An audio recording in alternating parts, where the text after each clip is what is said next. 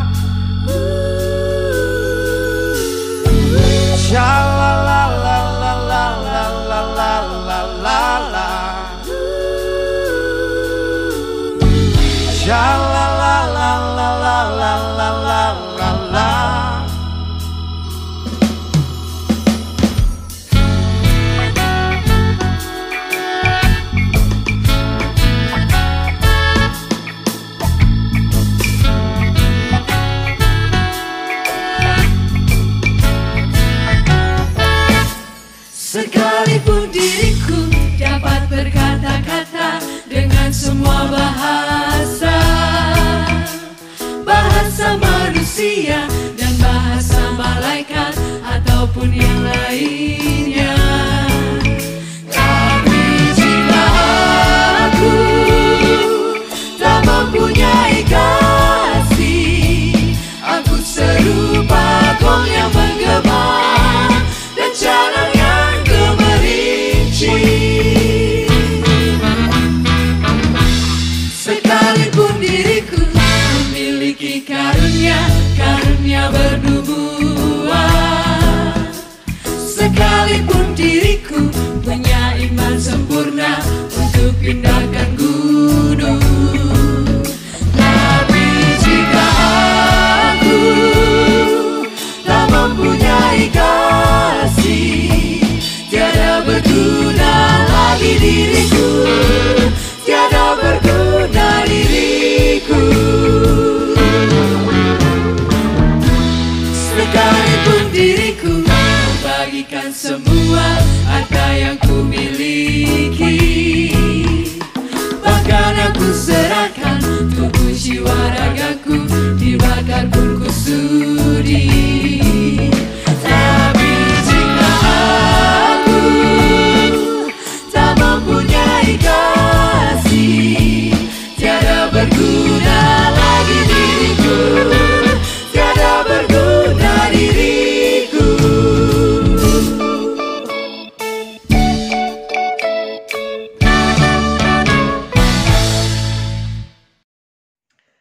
Saatnya untuk kita membaca dan merenungkan sabda Tuhan. Mari kita buka 1 Korintus pasal 13 ayat 1 sampai ayatnya yang ke-3 saja. Saya bacakan untuk saudara sekalian, demikian.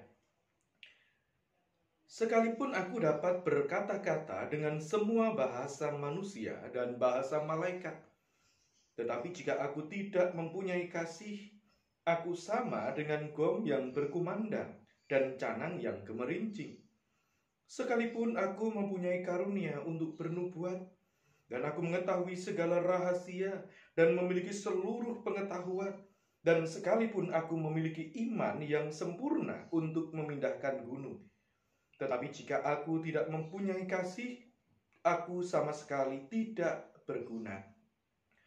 Dan sekalipun aku membagi-bagikan segala sesuatu yang ada padaku, bahkan menyerahkan tubuhku untuk dibakar, tetapi jika aku tidak mempunyai kasih, sedikit pun tidak ada faedahnya bagiku.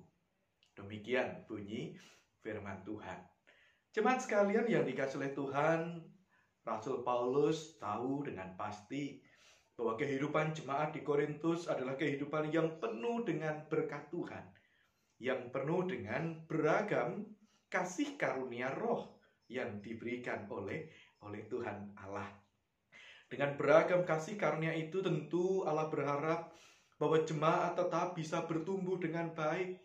Mereka boleh bersekutu, mereka boleh bersaksi, mereka boleh melayani, sehingga berita sukacita tentang Kristus semakin tersebar dengan luas.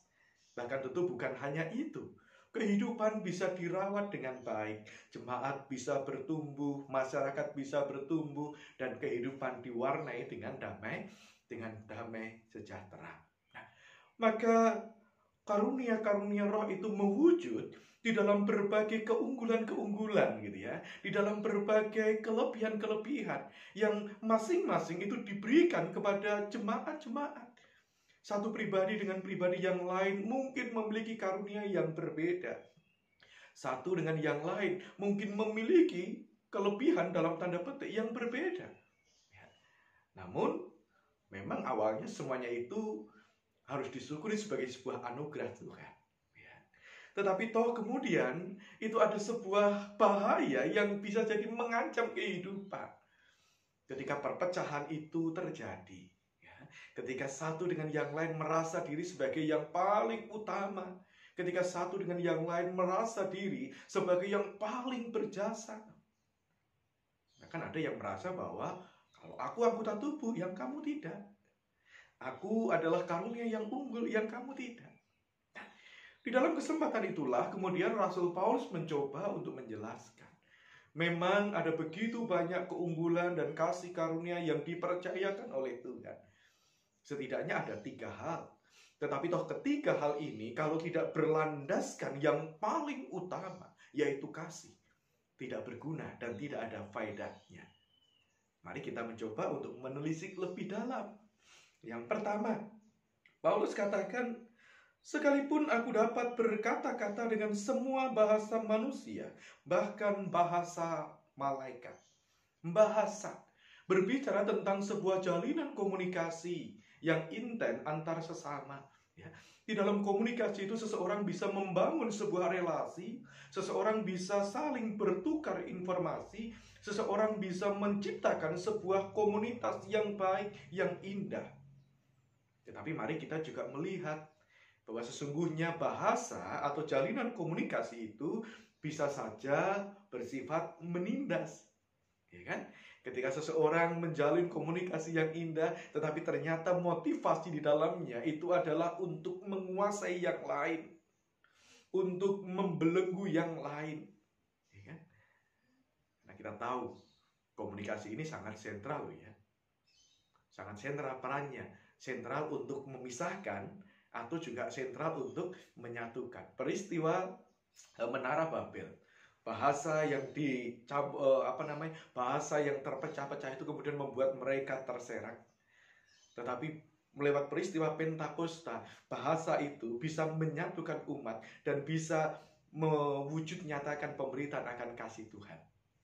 Tapi kita harus juga tahu bahwa bahasa itu kalau tidak dikelola dengan baik, itu cenderung memiliki bahasa atau bahaya untuk menekan satu dengan yang lain. Nah, maka dikatakan, meskipun aku punya berbagai macam kemampuan berkomunikasi dengan bahasa-bahasa manusia, bahkan sekalipun aku bisa berkomunikasi, berbahasa dengan bahasa malaikat, tetapi kalau tidak ada motivasi kasih di dalamnya, itu tidak ada faedahnya. Jadi keunggulan untuk berbicara dengan bahasa roh, kalau tidak disertai dengan kasih di dalamnya, itu tidak ada artinya, tidak ada gunanya bagi Paulus. Ya, yang kedua, ayatnya yang kedua dikatakan, sekalipun aku mempunyai karunia untuk bernubuat. Tentu ini adalah satu karunia yang juga baik.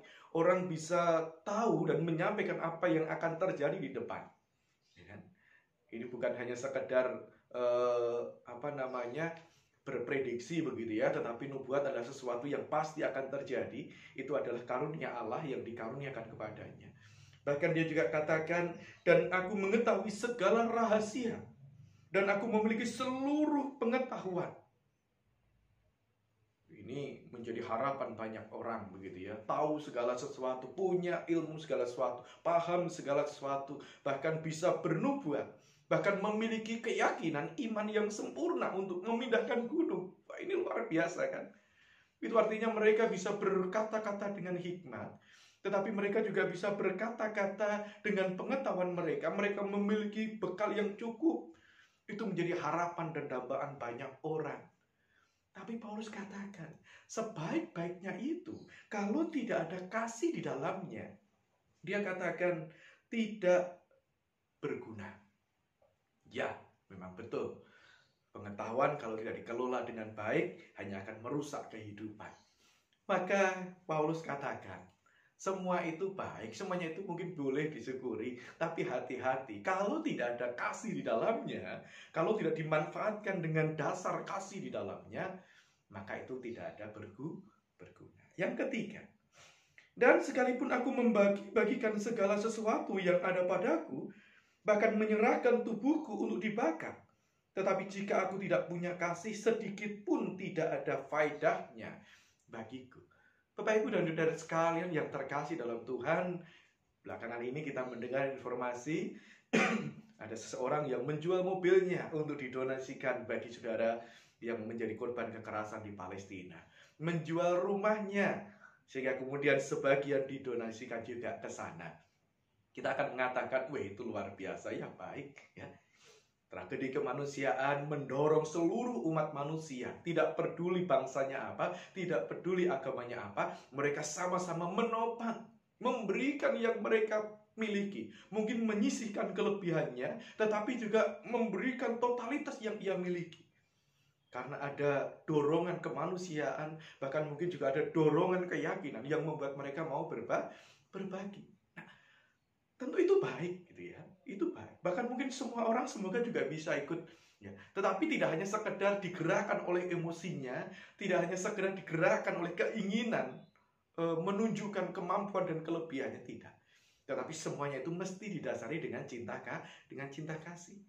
Maka Paulus katakan, sekalipun aku memberikan tubuhku ini, memberikan seluruh hidupku ini, tapi kalau tidak ada kasih di dalamnya, itu pun tidak ada faedahnya. Tidak ada faedahnya untuk dirinya sendiri, tidak ada faedahnya untuk kehidupan ini. Bapak, Ibu, dan saudara sekalian yang terkasih dalam Tuhan, rupa-rupanya Paulus mau mengatakan kepada kita bahwa motivasi atau dasar dan alasan yang paling utama atas segala kebaikan-kebaikan, atas segala kasih karunia, itu adalah kasih. Orang bisa memiliki kelebihan dalam berkomunikasi dan menguasai beragam bahasa. Orang bisa punya kelebihan memiliki seluruh pengetahuan. Orang bisa memiliki kelebihan memberikan totalitas hidupnya bagi yang lain. Tetapi semoga semuanya itu berpijak kepada cinta kasih. Kenapa? Karena di dalam cinta kasih itu memang betul ada kemurahan hati. Tetapi di dalam cinta kasih itu pula, ayat 4 mengatakan, ia tidak memegahkan diri dan ia tidak sombong. Dan di dalam cinta kasih itu pula, ia tidak mencari keuntungan untuk dirinya sendiri.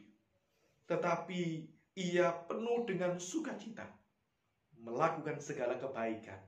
Karena itulah yang terbaik. Maka lakukanlah segala sesuatu untuk kasih dan demi kasih. Bukan untuk kemarahan dan keegoisan kita. Bukan untuk kegagahan dan kesombongan kita.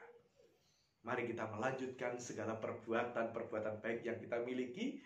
Mari kita melanjutkan upaya kita untuk terus menemukan keunggulan-keunggulan baik dalam berkomunikasi, keunggulan dalam beragam pengetahuan, tetapi mari kita juga terus mengendalikannya, mengelolanya dengan pijakan cinta kasih, sebagaimana yang telah Tuhan ajarkan.